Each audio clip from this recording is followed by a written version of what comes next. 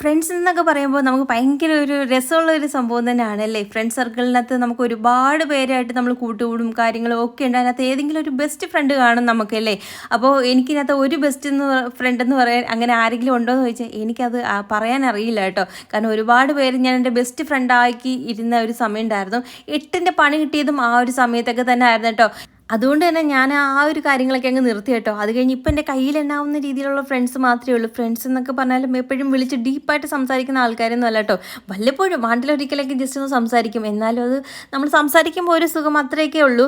പിന്നെ എന്തെങ്കിലും ഒന്ന് മനസ്സ് തുറന്ന് പറയണമെങ്കിൽ അഥവാ പറയണമെങ്കിൽ ഞാൻ എൻ്റെ കൂടപ്പിറപ്പൊക്കെ അടുത്തൊക്കെയാണ് പറയുന്നത്. അതാവുമ്പോൾ അങ്ങോട്ടും ഇങ്ങോട്ടും വഴക്കുണ്ടായാലും തമ്മിലടിക്കുന്ന സമയത്ത് നമ്മൾ ഓരോന്ന് വിളിച്ച് പറയുന്നതല്ലാതെ പുറത്തൊരാളുടെ അടുത്തോട്ട് പോവില്ല. പിന്നെ എന്തെങ്കിലും പറയാനുണ്ടെങ്കിൽ എൻ്റെ കെട്ടിയവനാട്ടോ, ആ ഒരു മനുഷ്യൻ്റെ അടുത്താണ് ഞാൻ എന്തെങ്കിലുമൊക്കെ ഉണ്ടെങ്കിൽ ചെന്ന് പറയുന്നത്.